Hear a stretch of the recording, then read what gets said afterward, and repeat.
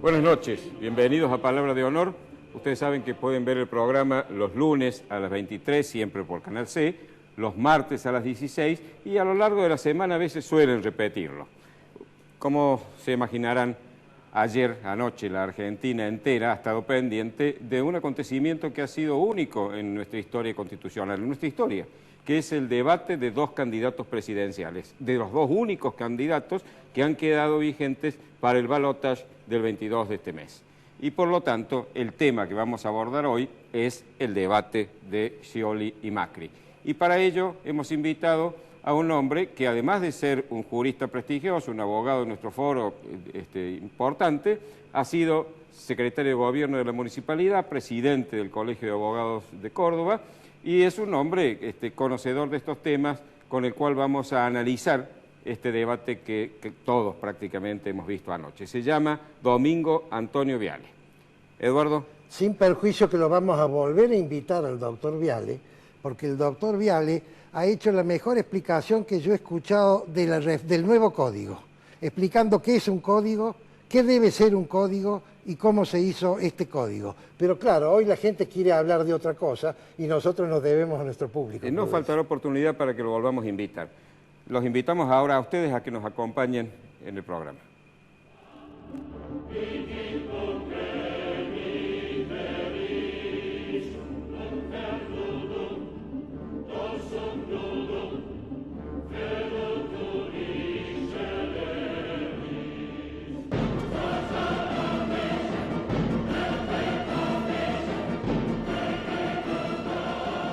Ibáñez Padilla Inmobiliaria, 25 de mayo 256, primer piso, oficina 16, teléfono 351-519-4544.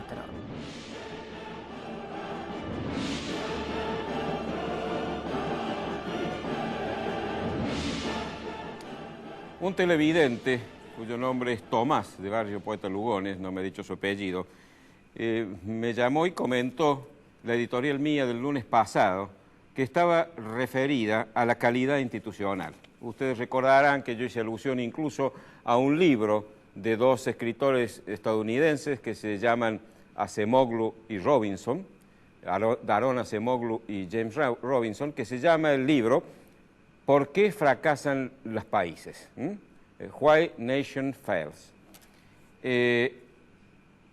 Este hombre, Tomás, me dice que para él lo importante en la economía es el crecimiento y que nosotros le damos demasiada importancia a las instituciones que poco tienen que ver con el crecimiento económico, que hay que ocuparse más bien de las cuestiones que inciden sobre la economía, el crecimiento, la creación de riqueza, la distribución, el bienestar, etcétera, etcétera.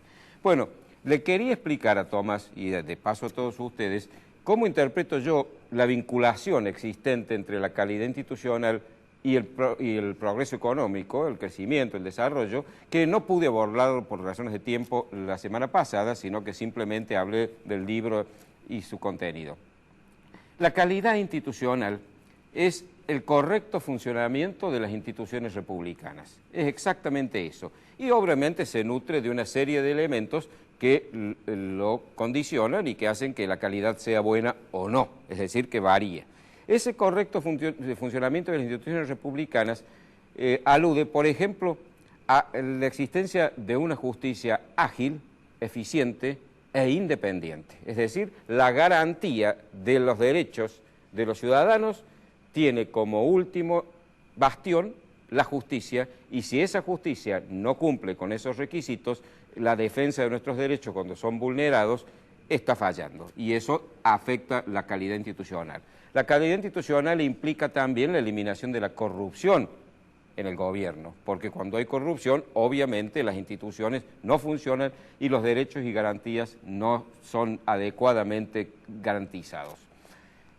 En definitiva, lo que se busca a través de la calidad institucional es que los ciudadanos tengamos plena libertad de hacer todo lo que querramos dentro de la ley y sin perjudicar a terceros. Esa es la razón, en definitiva de eso se trata, es decir, garantizar el ejercicio de los derechos y de las libertades que la Constitución y las leyes nos reconocen a los ciudadanos. Está también, por supuesto, la libertad de expresión y la libertad de prensa, la independencia del poder legislativo, es decir, un Congreso que funcione sin presiones del Ejecutivo, sino que pueda cumplir su rol de sanción de las leyes a partir de las opiniones plurales que la composición del mismo Congreso debería garantizar.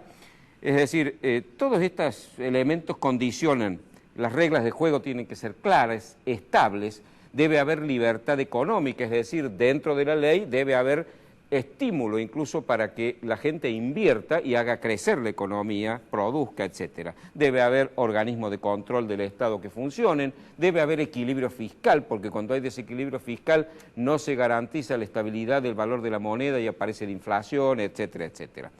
Es decir, la calidad institucional es el conjunto de todas estas cosas. Hay un índice de calidad institucional de carácter universal que va evaluando la situación en los distintos países. Se evalúa 193 países y la Argentina no ocupa precisamente un lugar de privilegio. Está en el lugar 137 de esos 193, es decir, está en el pelotón final. Con un agravante, que en los últimos 10 años ha habido una caída manifiesta, ha caído varios puestos la Argentina en lo que hace al índice de calidad institucional. Ahora, ¿cómo incide, y aquí va la respuesta a la inquietud de Tomás, cómo incide la calidad institucional en el bienestar económico y social?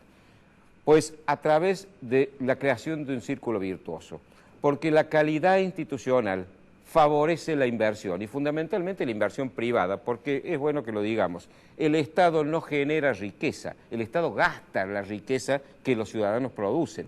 Es decir, se supone que la gasta para garantizarnos todas estas cosas que yo he estado mencionando, es decir, para darnos seguridad, educación pública, salud pública, justicia, etcétera.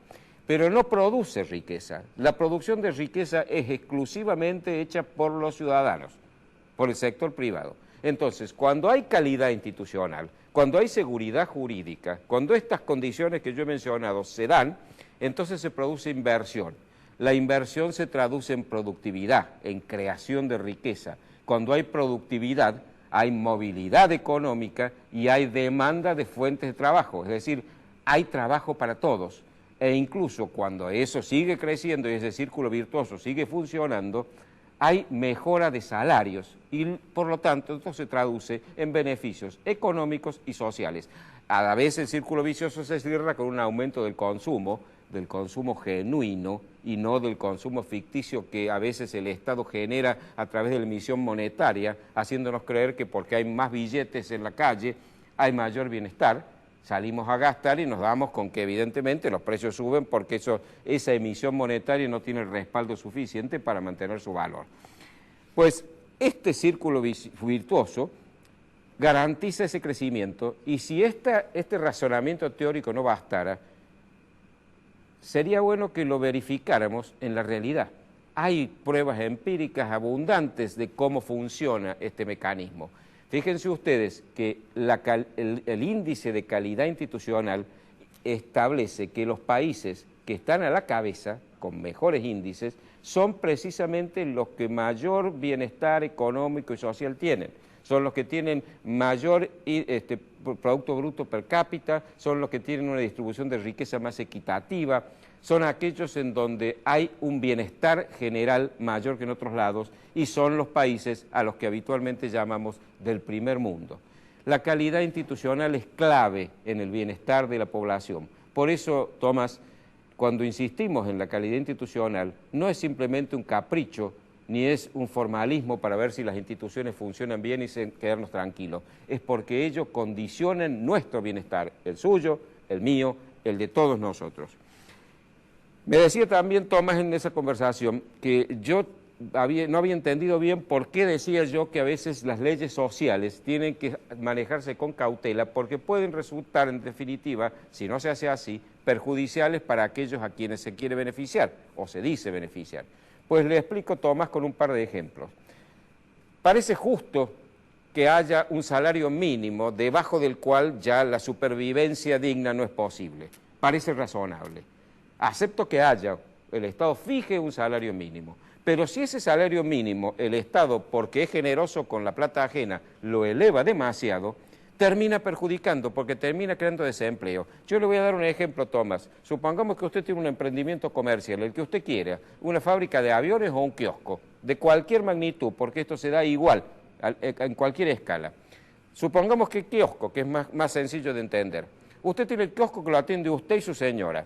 Llega un momento que se da cuenta que hay una gran demanda, que usted puede vender más, abrir durante más tiempo, y piensa con su señora que contratando un empleado va a poder mejorar las utilidades que el kiosco le presta. Pero resulta que cuando lo emplea se da cuenta que el salario mínimo que el Estado le fija, más los gastos sociales que le cobra por obra social, por jubilación, por aportes, etcétera, etcétera, hace que el beneficio adicional que usted obtiene con ese empleado es menor de lo que le cuesta. En cuyo caso usted lo despide o directamente, si el cálculo lo hace antes, no lo toma y eso genera desocupación. Cuando yo era joven había el servicio militar obligatorio y si usted estaba en el servicio militar un año si era en la Fuerza Aérea o en el Ejército o 2 si era en la Armada y usted tenía un trabajo, le tenía a su empleador que pagarle la mitad del sueldo durante el tiempo que usted estaba bajo bandera, con lo cual nadie tomaba a un hombre menor de 20 años que no hubiera hecho el servicio militar. ¿Por qué? Porque corría el riesgo de estar pagando un sueldo sin tener el empleado, sin que nadie cubriera el trabajo por el que ese sueldo era pagado. Hay ejemplos abundantes. Los subsidios, que también me preguntaba Tomás, los subsidios son una forma de tapar un agujero que no debería existir. Donde hay empleo en serio, empleo genuino, no hace falta subsidiar a nadie. El subsidio es el reconocimiento de un fracaso, de la incapacidad de haber generado condiciones para que haya empleo para todos. Entonces el subsidio tiene que desaparecer, no porque de hoy a mañana se lo quite a quien lo necesita y sin él no come, porque eso no sería correcto, pero sí porque se creen fuentes de trabajo para que nadie necesite cobrar un subsidio. El subsidio es un fracaso. El subsidio indica que estamos haciendo las cosas mal. De manera que, cuidado, el subsidio no es normal. El subsidio debe ser una cosa excepcional para aquel conciudadano que está pasando por un mal momento y que con el dinero de todos lo ayudamos a que salga adelante. Pero hasta que podamos crear las condiciones que le permitan conseguir un nuevo empleo y volver a ganarse, como dice la Biblia, el pan con el sudor de su frente.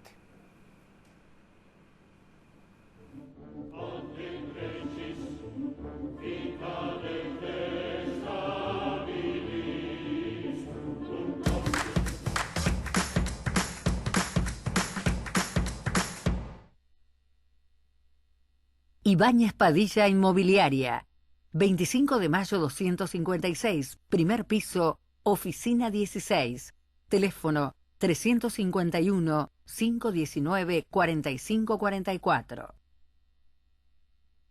Centro Tomografía Computada Córdoba Sociedad Anónima. Instituto Ulton, líder en diagnóstico por imágenes. Primer instituto de cirugía ambulatoria mínimamente invasiva del interior del país. Avenida Vélez Arfiel 562, Córdoba, Argentina. Teléfono 0351-426-7700. Ahora comprar tu auto es una experiencia única. Llegó AutoCity, un nuevo espacio con 0 kilómetros, usados, pista de prueba y área de servicios. AutoCity, los autos evolucionan. El lugar donde encontrarlos también.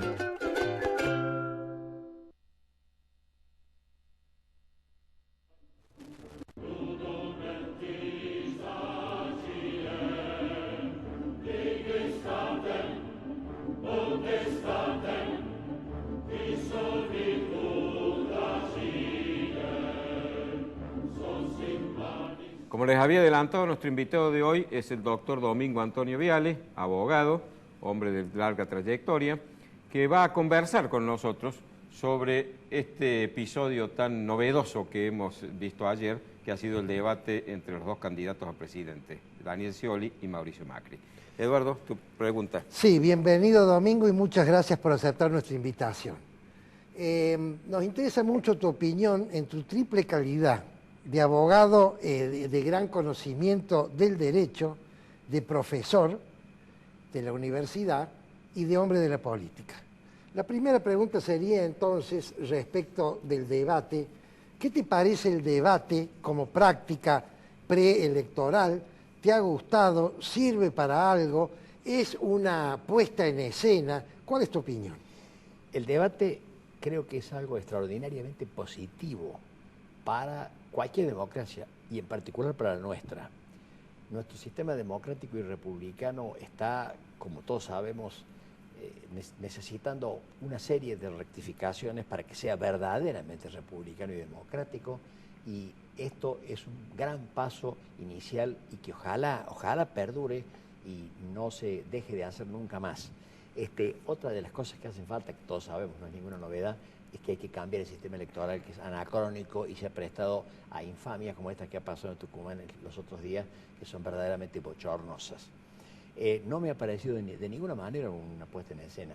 Por supuesto, es la primera vez, habrá que ajustar y aceitar los mecanismos, pero yo creo que ha sido bueno, ha sido muy interesante. Los dos candidatos han podido hablar de lo que han alcanzado, porque yo soy docente y sé que en 2 minutos no se puede decir casi nada, y entonces les preguntaban una serie de preguntas que yo hacía memoria, a ver si me acordaban, ni yo me acordaba de las cosas que le estaban preguntando, de manera que me parece que les preguntaron demasiadas cosas juntas a los candidatos. Dicen, dejó de hablar de esto, dejó de hablar de lo otro, sí es imposible recordar tantas cosas que les preguntaron. Pero bueno, no obstante eso, hablaron de los temas más importantes, o de algunos de los temas más importantes, cada uno de los dos pudo exponer sus ideas. Bueno, yo creo que fue algo realmente muy bueno. Te sintetizo, lo vi a Scioli crispado, lo vi a Scioli muy nervioso, lo vi incómodo, y con esa misma cantilena de siempre, que ya prácticamente es una repetición que no dice casi nada. Y a Macri, por el otro lado, lo vi como un hombre que hay que destacar, es un ingeniero, no es un abogado, no es un hombre como nosotros los abogados que estamos acostumbrados a la oratoria, ni es un ingeniero, pero es un hombre capacísimo, un hombre brillante, se nota a la legua. Bueno, habló con soltura, habló con tranquilidad, dijo cosas importantes, no fue soberbio, respetó rigurosamente los términos. Scioli en cada uno de los periodos se pasó de la raya. Los que somos docentes y que hemos rendido concursos sabemos que hay que saber dar la clase o lo que hay que decir en un término que inicia y en un término que termina, lo que implica disciplina mental y rigor. Y bueno, y en definitiva creo que esto ha dado a la ciudadanía una gran bocanada de aire fresco, y creo que ya cada uno podrá sacar sus conclusiones, y me parece que las encuestas son ampliamente favorables al ingeniero Macri. No lo digo porque no lo voy a ocultar, simpatizo con él, pero lo respeto al señor Scioli, creo que es muy respetable. Lamentablemente le ha tocado a Scioli ocupar un lugar muy complicado, defender cosas indefendibles, y está en una situación ambigua donde es y no es, y entonces, claro, la verdad, además voy a decir algo que es muy simple. El principio republicano de la periodicidad de los cargos hace que, aunque la década ganada haya sido impecable y excelente, tiene que cambiar, porque la periodicidad en los cargos públicos es necesaria. El continuismo es malo, es negativo. Oye, ¿no te dejó la impresión de que ha habido más chicanas que propuestas? No, me pareció sinceramente, Prudencio, que los tiempos fueron muy cortos. En cada uno de los 4, creo que eran 4 paneles, se les preguntaban demasiadas cosas. Es muy difícil que en 2 minutos se pueda decir algo sobre cada uno de semejantes temas. No, yo creo que, bueno, cada uno fue a defender lo suyo, y es natural y lógico que hayan hecho lo que hicieron. El señor Macri, el ingeniero Macri, dio su visión de la situación, y yo creo que habló muy bien y fue muy explicativo en todo lo que dijo, y puso en evidencia cosas lamentables de Scioli. Cuando le preguntó qué opinaba del protocolo que se ha firmado con Irán, Scioli no contestó, y esa no es una materia para olvidarse. Ni la relación con Venezuela tampoco. Ni la relación con incluso Venezuela. Tuvo una gran habilidad Macri, porque de entrada lo descolocó, cuando le dijo que él había elegido la continuidad y no el cambio, porque si no, ¿cómo se explicaba que estuviera junto a Zanini, a Aníbal Fernández, a Máximo Kirchner, a Milagro Sala, y eso yo creo que lo ha dejado descolocado, porque el problema de Scioli es esta dinámica que él no puede resolver, esta bifacialidad de él, que por un lado quiere encarar el cambio, pero también la continuidad, y no se anima a alejarse suficiente como para parecer realmente que quiere cambiar. Así ¿no? es. Vos insinuaste una cosa que yo quiero completar. Scioli no cumplió las reglas, ni él ni su gente. Primero no cumplió los tiempos. Vos sabés que todo estaba pactado y habían firmado protocolos, inclusive los visitantes. Le tuvieron que cortar incluso. Le cortaron 3 veces. Sí. Segundo, no contestó. Sí. Tercero, la gente cuando él terminó, la gente de él aplaudió, no sé si vos recuerdas Sí, eso. lo recuerdo, y pidió silencio, silencio, Sí. silencio. Es decir, Scioli y el kirchnerismo están acostumbrados a que ellos tienen el poder y entonces no cumplen las reglas. Lamentablemente, debo compartirlo, yo soy docente, he rendido más de una vez concursos, sabemos exactamente lo que significa cuando le dicen a uno hay tanto tiempo, hay que iniciar y terminar en el tiempo que corresponde, por un lado. Por otro lado, comparto, este gobierno, sobre todo el nacional, se ha caracterizado por arrasar con todos los límites. Esto que ustedes mencionaban recién del Código Civil, la sanción del Código Civil se ha hecho violentando todas las normas del derecho parlamentario. Y el derecho parlamentario no está para crear burocracia interna, está para que hagan los debidos controles recíprocos dentro de las cámaras.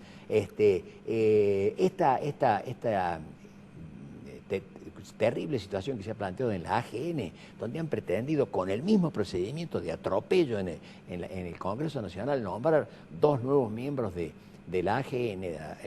Es el mismo sistema del hecho consumado o del atropello, y que como tengo la sartén por el mango, voy a hacer lo que quiero. Lamentablemente es el estilo del gobierno nacional en esto y en muchas otras cosas más. Y quiero decir una cosa que me resulta particularmente enojosa. La situación de Venezuela es insostenible. Yo creo que nadie va a discutir que Felipe González es un hombre democrático, es un hombre republicano, y resulta que Felipe González tuvo que ir poco menos que escapado de Venezuela porque le dijo las verdades. Vamos a ir a un corte, enseguida volvemos con otro bloque.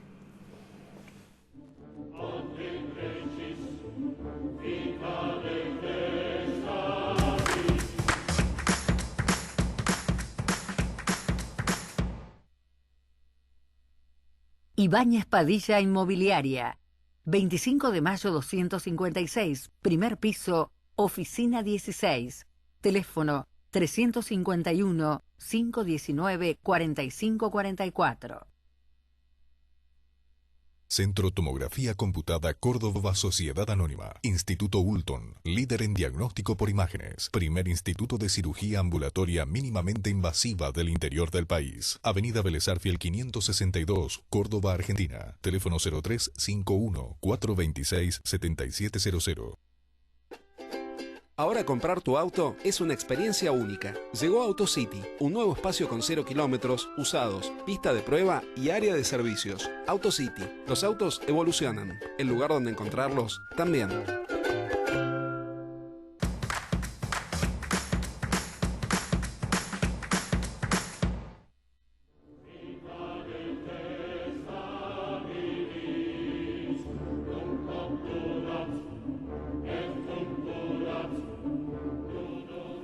La sensación que yo tengo, hablando un poco de la diferencia entre los dos, la capacidad oratoria de Macri, que sin tener una profesión que lo entrene, se ha manifestado. Scioli parecía con un cassette, perdón hablar de cassette, esto me hace viejo, ¿no? Sí, un CD, digamos, un disco compacto. Y parecía que no podía articular más palabras de las que ya tenía programadas. Y esas eran siempre la repetición de imputarle, de convertirse en una especie de vocero no autorizado de Macri, diciendo las cosas que Macri iba a hacer y que Macri, hasta donde yo sé, no ha dicho que fuera a hacer. Esto es un recurso, yo creo, de baja monta, ¿no? Sí, aparte se lo vio muy crispado, muy nervioso, en los gestos, el lenguaje gestual es muy importante. Se lo vio enojado, contrariado, constreñido, o sea, no estaba cómodo, no estaba en su plenitud. En cambio, Macri en algún momento se lo vio un poquito tenso, es natural que uno esté tenso en semejante situación, no es para menos, pero no, un hombre que habló con gran soltura, con mucha solvencia, resolvió todos los temas que se le preguntaron. Para ser ingeniero es un hombre que tiene conocimientos de derecho importantísimos. Sí, han denostado 3 veces a los ingenieros. No, en quiero decir, en no. este diálogo. Yo No, soy Hemos ingeniero. dicho que a No, pesar no. de que son ignorantes de algunos No, Bien, no, es no, un chiste. no, Domingo, vos también sugeriste una cosa. Scioli estaba en una posición difícil porque tenía que defender lo Sí. indefendible. Entonces mi pregunta es esta. Sí. Supongamos que ganara Scioli la presidencia de la República. ¿Puede convencer a los inversores con este cassette, como decía Prudencio, con esta cantinela, como dijiste vos al principio, a gente que tiene que decidir no invertir en la Argentina, sino elegir invertir en la Argentina y no invertir en Brasil, por ejemplo?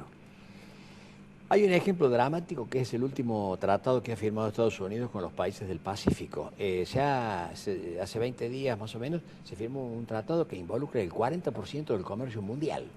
Los únicos 2 países de Latinoamérica que han firmado ese tratado son Perú y Chile. Eso debería ser una lección para nosotros. Son 2 países que tienen gobiernos que han tenido gobiernos de izquierda en su mayor parte del tiempo y sin embargo han respetado la ley. Y como respetan la ley y tienen un ordenamiento claro y continuo, los inversores van ahí. Acá, yo te voy a decir, yo creo que más allá del problema de que Scioli tiene adentro de su propia fuerza todo un problema, porque él tiene sus propios auténticos y los que vienen del gobierno anterior, lo que ya es de por sí un problema. Bueno, hagamos de cuenta de que es una interna en un partido, puede ser. Pero el problema no es ese, ni la cantilena, ni la historia. El problema es que acá no hay seguridad jurídica porque estamos constantemente cambiando la legislación y de una manera absolutamente desordenada. ¿Quién va a venir a invertir a este país donde se están cambiando las reglas del juego de manera permanente? Conozco un caso de una empresa, no puedo decir de dónde, que tenía alquiladas en la Argentina 65.000 hectáreas de campo. A los varios años de estar acá, me vinieron a consultar a mi estudio para retirarse del país, no querían saber más nada. Pagaban 10 millones y pico de pesos por mes para no tener conflictos e irse sin escándalo y salir de acá. Conozco un inversor alemán que salió indignado de la Argentina porque no hay reglas. Las reglas son cambiadas de manera constante, permanente. Entonces la falta de continuidad jurídica hace que ningún inversor en su sano juicio venga a invertir, salvo que haga contratos secretos como los chinos, que no sabemos qué hemos entregado. Con unas utilidades de riesgo. Claro. El capitalismo de amigos. Claro. Además ha habido una incoherencia en Scioli. A mí me gustaría con tiempo que me explicara cómo es posible que no va a ajustar, no va a eliminar el déficit, no va a levantar el cepo, no va a tomar ninguna medida que aclare, que ponga orden en la economía y sin embargo va a aumentar las reservas. ¿Cómo va a ser? Pero esto es Va a traer milagroso. 20.000 millones de dólares de inversión. Eso se llama voluntarismo. Eso es voluntario. Me encantaría conocer. Por dónde otro está lado, eso. hay una incongruencia también en haberle imputado a Macri conductas que él mismo o ha llevado adelante o ha convalidado como parte del gobierno de los Kirchner.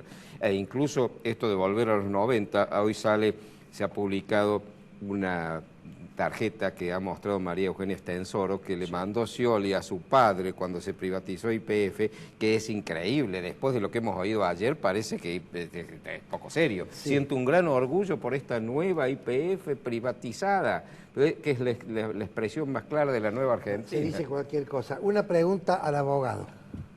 Vos habló de corrupción. Se dijo que se habló poco de corrupción, pero después Macri habló en una entrevista que le hizo La Nata después del debate. Sí, lo vi, en Canal ¿Vos 13 de crees, Buenos Aires. como abogado, como zorro viejo, no por viejo en edad, sino por zorro, vos crees que se puede construir seguridad jurídica a futuro sin solucionar el problema de la inseguridad jurídica del presente? Absolutamente no. Mirá, yo te voy a contar una cosa que es histórica. Historia de los códigos en la Argentina. Primero vino la Constitución del 53 y segundo vino el Código de Comercio. Recién el tercero fue el Código Civil. Y eso es así porque lo primero que había que hacer era regular con reglas claras el comercio. Y encontré hace un par de años atrás en Uruguay un Código de Comercio argentino traducido al inglés de aquella época. ¿Eso qué quiere decir? Que me confirmó mi teoría. inversores, los negociantes querían tener claras cuáles eran las reglas. Entonces es imposible que venga nadie a invertir sin reglas claras. Vélez Arfiel y Acevedo. El de Vélez Arfiel y Acevedo fue el Código Civil. El Código de Comercio. Claro, Acevedo era el que redactó con Tristán Narvaja, un cordobés, el Código de Uruguay. Acevedo y Vélez Arfiel redactaron el Código de Comercio y después Vélez Arfiel redactó el Código Civil. Pero quiero decirte, un Código de Comercio traducido al inglés tiene una sola explicación, que los comerciantes ingleses querían saber cuáles eran las reglas. El origen de la justicia federal argentina es también ese. Las potencias extranjeras que venían a comerciar no confiaban mucho de las justicias de las provincias. Entonces le exigieron al gobierno central que hubiera una justicia que fuera nacional, por lo menos les brindara a los inversores una mayor seguridad. Tengo un caso de un inversor alemán, no puedo decir el nombre, que estuvo por acá haciendo inversiones en Alemania. Primero compró grandes... ¿Comprando el Buen Pastor, quizás? No, este señor compró con títulos y muy buenos títulos. No, compró en Chile y vino acá. Bueno, desgraciadamente lo tomó el corralito y le pasó algo lamentable. Bueno, este señor se retiró de la Argentina indignado. Me dijo, me voy de acá, doctor, porque sabe una cosa, he tenido menos garantías acá que en Kabul, me dice. Y me dijo algo muy interesante. Usted sabe que yo he hecho inversiones en la época de la cortina de hierro. Yo hacía inversiones en Hungría. Tuve oportunidad a través de este señor, de este cliente, de conocerlo al abogado de Soros. Usted sabe que nosotros en Hungría, en Polonia, teníamos una garantía total, los inversores extranjeros. Los que estaban adentro sufrían el oprobio de esa dictadura espantosa que fue la dictadura marxista-leninista. Pero para nosotros, los inversores extranjeros, las reglas eran claras y se cumplían a rajatabla. Si no, ¿qué inversor va a ir a poner un peso? Sí, da la impresión de que el no cumplimiento de las reglas o esa variabilidad permanente y de falta de estabilidad fue una cosa deliberada como para quebrar la economía. Yo a veces pienso que no puede haber tanto error de gente que tiene un conocimiento mínimo para saber que estas cosas dan los resultados que estamos viendo, ¿no? Yo creo que ahí, Prudencio, mira, voy a ser más benévolo. Vos sabés que yo creo que en la Argentina hay una suerte de tilinguería generalizada en mucha gente. Y hay gente que cree que ser progresista es cambiar. Ser progresista es progresar, no cambiar. Cambiar por cambiar y cambiar algo bueno por algo malo es propio de tilingos, de insensatos. Acá hay gente que dice vamos a cambiar y creen que cambiar es positivo. Hay que ver si lo que viene nuevo es mejor que lo anterior. O sea, acá estamos en un constante cambio que no tiene ningún sustento. Acá se cambian los códigos de procedimiento. El Código de Procedimiento de Córdoba es un código que cuando yo era estudiante, cuando yo era abogado joven, se cambiaba cada 40 años. Después se empezó a cambiar. Y con el consenso de la gran todo mayoría. El mundo. Este Código Civil se ha sancionado en soledad. Lo sancionó el bloque del oficialismo con toda la oposición fuera del recinto. Domingo, quizás la penúltima pregunta. Sí. Al político. ¿Una comisión investigadora de la corrupción para el nuevo gobierno o dejar a la justicia en plena libertad para actuar? Yo te voy a decir una cosa que no le he dicho nunca y le voy a decir acá por primera vez. Acá hay muchas personas del gobierno nacional que se van bastante tranquilas, otras están muy tranquilas, evidentemente, porque se han hecho una serie de maniobras para buscar impunidad, ¿no? Como por ejemplo sacar del Código Civil la responsabilidad civil del Estado y de los funcionarios, estos intentos de nombrar fiscales, todas esas cosas. Bueno, yo les voy a decir una mala noticia. Se han olvidado de una institución del derecho procesal que es muy importante, que es la cosa juzgada írrita. La cosa juzgada írrita ya fue aplicada en la Argentina, hay precedentes con el famoso cheque de Isabelita. Ajá. Isabelita tuvo un cheque que no te interesa, no la quiero atosigar a la señora expresidenta, pero ahí se aplicó la cosa juzgada írrita. Hay fallos penales que se han dictado en Buenos Aires absolviendo a estas personas que han estado ocupando los cargos hasta hace poco y los van a ocupar hasta dentro de poco, si Dios quiere. Hay fallos penales que los han absuelto sin que haya habido una pericia, sin que se haya hecho ninguna investigación. Son verdaderas tropelías, groserías procesales. Esos señores se van a tener que preocupar porque van a haber cosas juzgadas írritas. O sea, quiere decir, esto para los que no son técnicos, quiere decir la revocación de una cosa juzgada nula por haber sido obtenida de manera fraudulenta.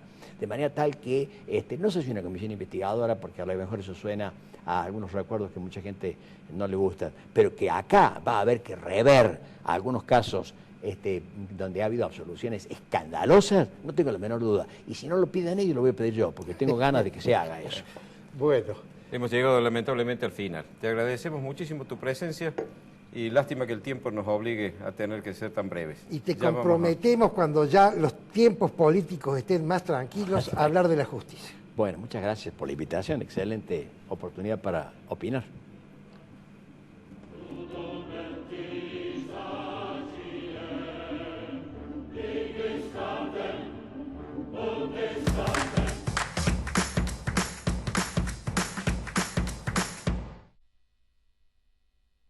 Ibáñez Padilla Inmobiliaria, 25 de mayo 256, primer piso, oficina 16, teléfono 351-519-4544.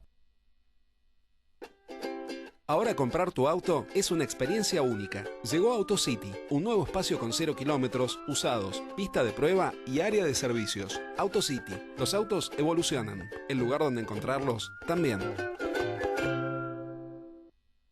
Centro Tomografía Computada Córdoba Sociedad Anónima. Instituto Ulton, líder en diagnóstico por imágenes. Primer instituto de cirugía ambulatoria mínimamente invasiva del interior del país. Avenida Vélez Arfiel 562, Córdoba, Argentina. Teléfono 0351 426 7700.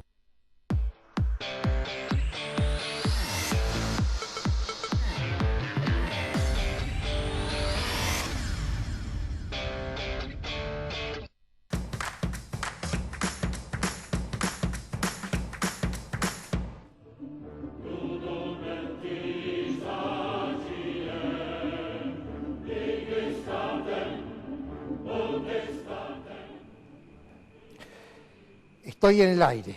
Anoche vimos el debate presidencial primero en la Argentina. No voy a hablar de todas las características políticas que ya han hablado todos los programas del país en el día de hoy. Quiero hablar de la esencia. Quiero hablar de lo fundamental de lo que dijeron e hicieron los dos candidatos. ¿Cuál fue el mensaje de Scioli?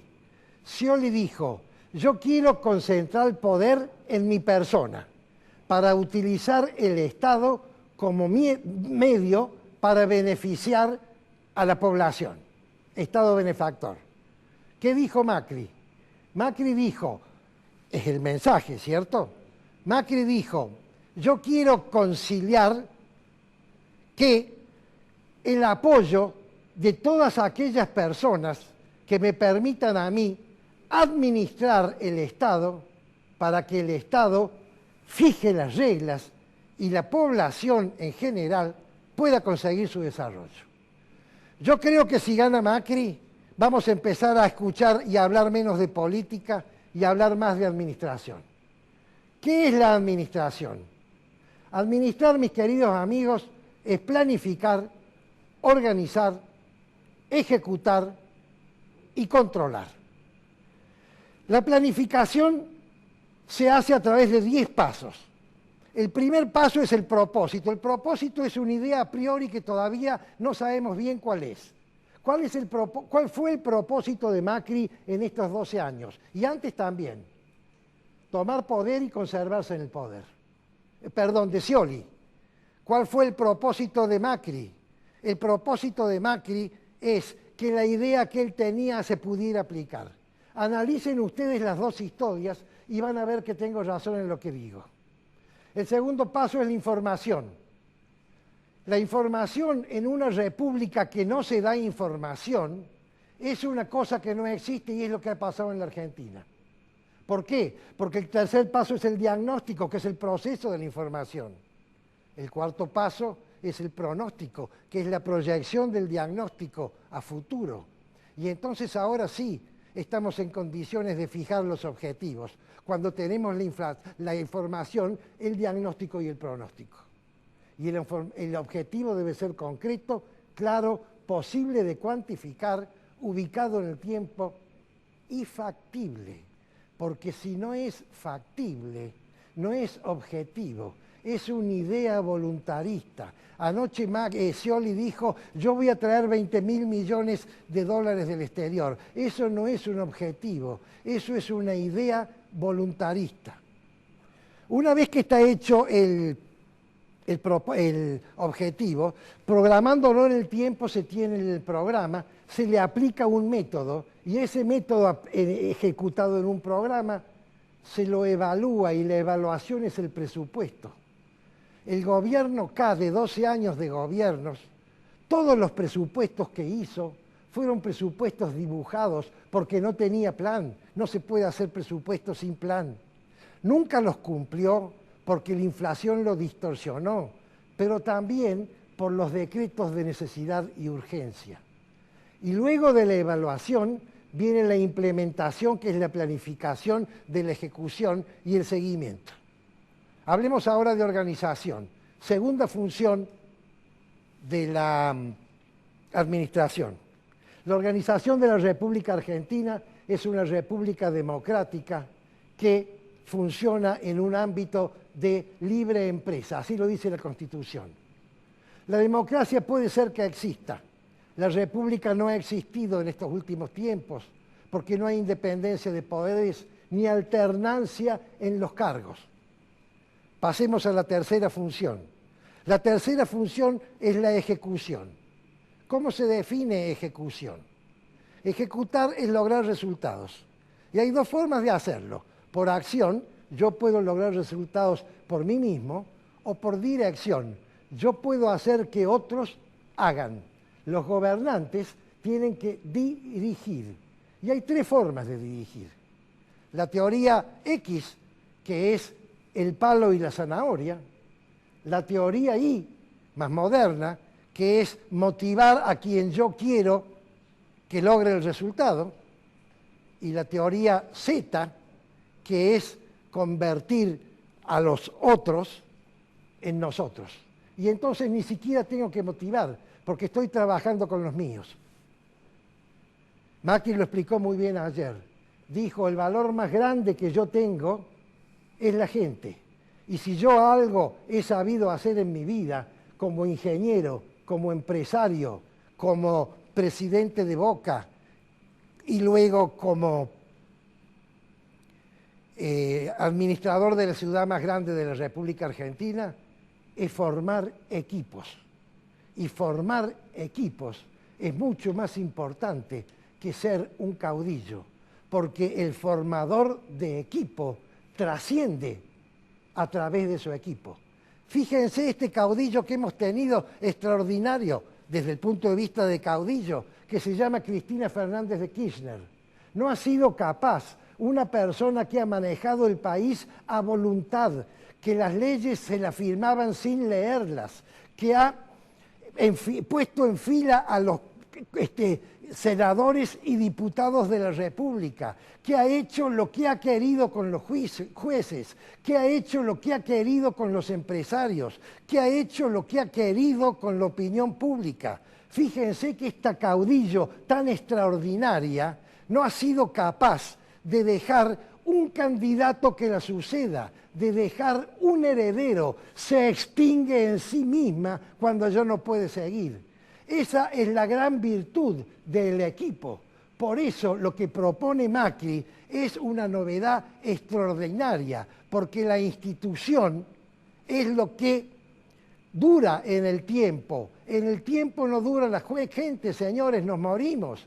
En el tiempo duran las instituciones. Pasemos a la última función. La última función de la administración se llama control. ¿Saben lo que es el control?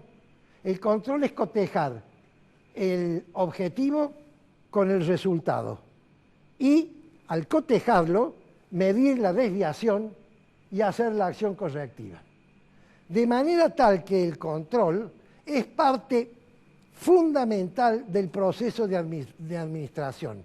No hay administración completa sin control. Y el gobierno K no ha controlado en 12 años.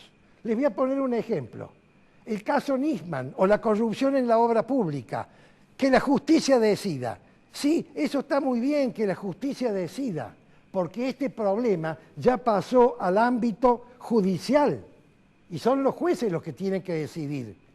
En el plano judicial, pero en el plano administrativo el Poder Ejecutivo tiene que controlar si hay sospecha de corrupción en la obra pública por razones administrativas. Cuando Labaña hizo esa denuncia en el año 2005, creo, Kirchner y después Cristina tendrían que haber puesto todo el Poder Ejecutivo a analizar lo que pasó, porque como administradores tienen la obligación de controlar. Lo mismo cuando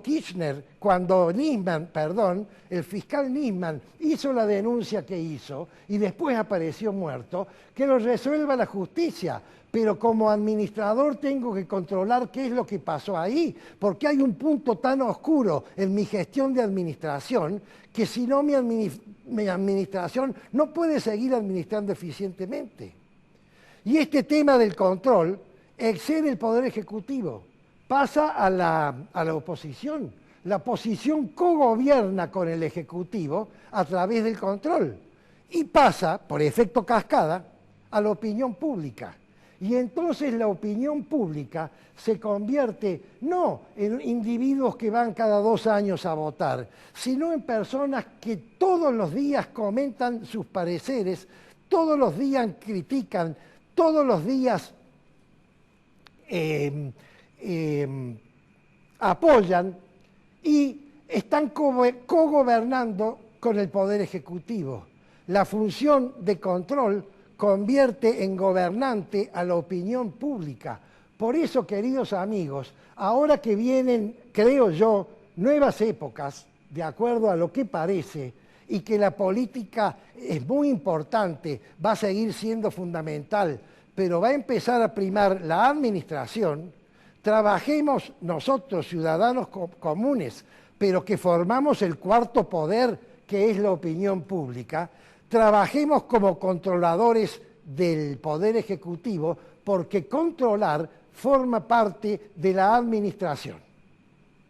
Es palabra de honor.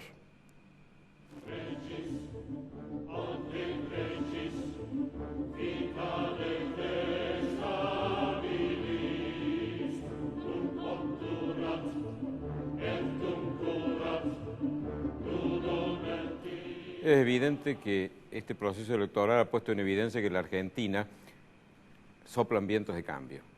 La sociedad argentina quiere cambiar y lo ha mostrado ya en la elección del 25 de octubre.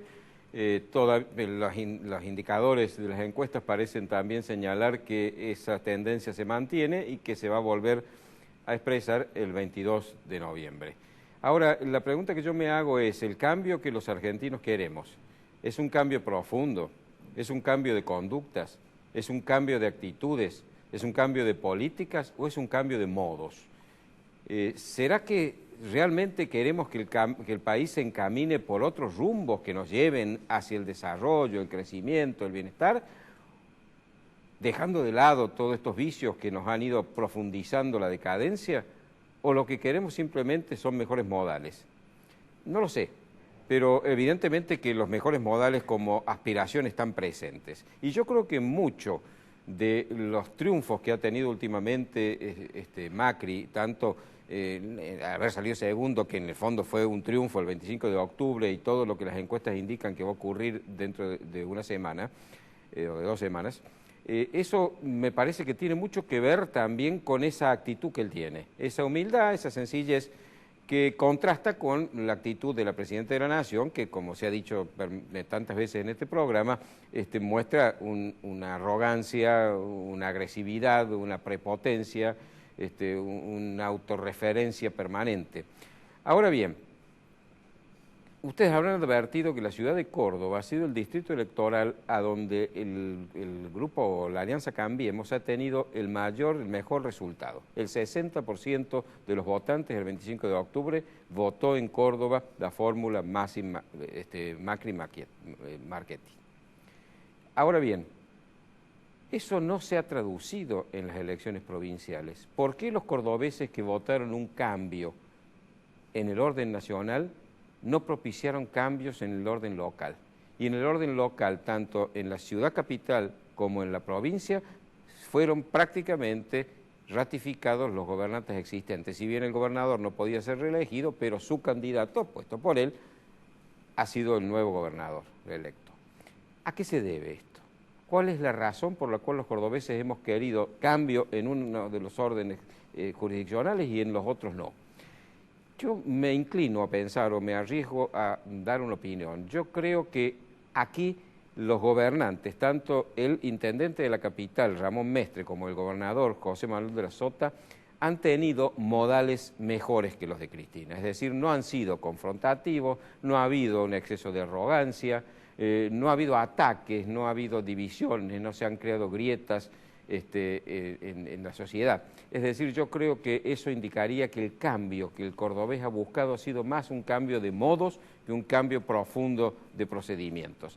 Pero yo creo que como el cambio suele traer aparejado en la práctica mucho más de lo que en definitiva comenzó siendo, me parece que ese cambio se va a traducir también en el reclamo por políticas distintas. Ahora bien, en lo que hace a la Municipalidad de Córdoba y a la provincia es necesario que las políticas cambien.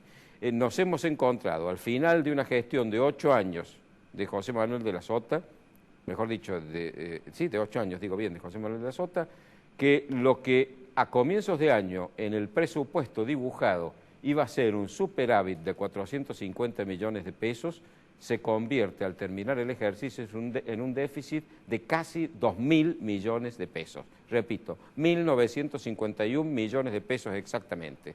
Es decir, un gravísimo déficit.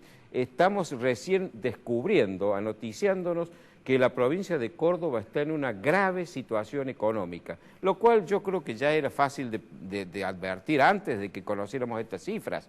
Estábamos viendo, por ejemplo, la terrible presión fiscal que ahora a fin de año ha aumentado incluso hasta niveles todavía mayores de lo que teníamos. Estamos pagando, por ejemplo, un sobreprecio de la nafta por una sobreimposición que el gobierno provincial hace a los impuestos que ya la nación cobra sobre los combustibles. Los jubilados están padeciendo un despojo, están siendo víctimas de una confiscación de su patrimonio porque se actualiza, los jubilados provinciales me refiero, se actualiza su haber jubilatorio en un contexto de alta inflación 6 meses después de lo que se actualizó el sueldo correspondiente a la actividad que ellos desempeñaron cuando estaban en ejercicio. Es decir, se les está quitando fácilmente un 15% de su sueldo. Es decir, ese 82% que todavía el gobernador de la provincia se jacta de que Córdoba paga a sus jubilados, es mentira, ya no es el 82%, porque ese despojo, esa confiscación la ha reducido. Es decir, Córdoba está en una situación económica mala. Y para colmo, vemos una actitud como de gran optimismo. El gobernador electo nos dice que a Córdoba le va a ir muy bien. ¿Por qué? Va a hacer bien las cosas, va a ajustar, como de este verbo que tanto asusta, es decir, va a hacer que el gasto se achique y se adecue a los ingresos sin tener que estar presionando con impuestos excesivos. No, nos dice que a Córdoba le va a ir muy bien porque gobierne quien gobierne, a la nación le va a ir bien y entonces a Córdoba le va a ir bien porque la nación le va a mandar plata. Contador Schiaretti, me parece que eso es más un acto de voluntarismo. No creo que Córdoba vaya a estar bien porque la nación va a estar bien. Primero que la nación no va a estar muy bien. Ajustar y poner en orden las cuentas en la nación va a llevar tiempo y va a ser muy doloroso, no va a ser fácil. Y usted piensa que a la nación le va a ir bien y por eso a Córdoba le va a ir bien, ¿por qué no se ocupa más bien de pensar qué debemos hacer en Córdoba, qué debe hacer usted como gobernador electo cuando asuma para que a Córdoba le vaya bien sin estar dependiendo de que le vaya bien a otra jurisdicción? Creo que esto no es un buen síntoma. Me da la impresión de que acá no va a haber cambio, sino una continuidad. Y les aclaro una cosa, uno de los elementos fundamentales de ese tremendo déficit en que el gobernador José Manuel de la Sota deja a la provincia de Córdoba ha sido el gasto en publicidad. Llamado gasto en publicidad, porque si le damos su verdadero nombre es gasto en propaganda. Me he ocupado de esto muchas veces, no voy a insistir, pero el gobernador José Manuel de la Sota ha utilizado nuestros recursos para beneficio de sí mismo en una propaganda descarada de sí mismo y de su obra de gobierno, sobre todo cuando tenía aspiraciones de competir por la presidencia de la nación, que ha significado realmente un verdadero despojo. Ahí están los resultados, 2.000 millones de pesos de déficit que tenemos en el sector público los cordobeses, que va a salir de su bolsillo y del mío, porque no hay ni un centavo que entre a las arcas del Estado que no salga del bolsillo de los contribuyentes. Y en el orden municipal ni qué hablar. Hoy tenemos ya la vergüenza de estar viendo cómo los acuerdos que ha hecho el intendente Mestre con el SUOEM, el Sindicato de Empleados Municipales, los ha llegado a convertirse en cogobernantes. El intendente Mestre ha logrado la sanción de una ordenanza que para mí es una vergüenza, que permitiría que el 30% del gasto de la municipalidad, sobre todo en la obra pública, salga de los controles del Estado a través de la creación de una institución que no va a tener el control del Tribunal de Cuentas preventivo. Y resulta que ahora, como el sindicato se opone, ha modificado el proyecto y le ha mandado al sindicato esa modificación para ver si están de acuerdo. Y está esperando que el sindicato lo apruebe. Es decir, tenemos la prueba más evidente de que en la ciudad de Córdoba está gobernando, más que el intendente y el Consejo Deliberante, el sindicato de empleados municipales, el señor Rubén Daniele. Señor Daniele, trátenos mejor a Córdoba, porque como usted es el que gobierna, haga que Córdoba mejore un poco, por favor.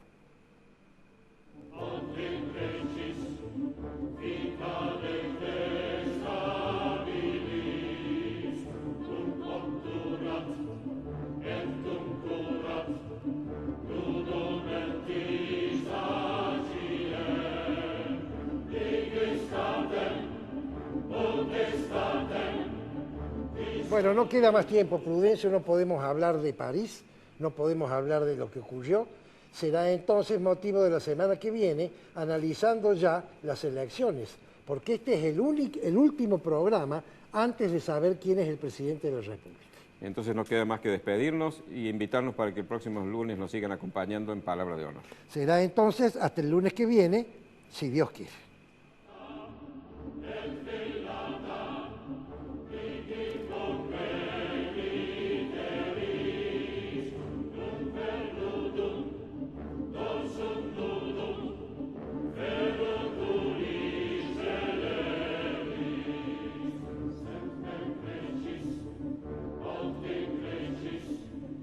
Ibáñez Padilla Inmobiliaria, 25 de mayo 256, primer piso, oficina 16, teléfono 351-519-4544.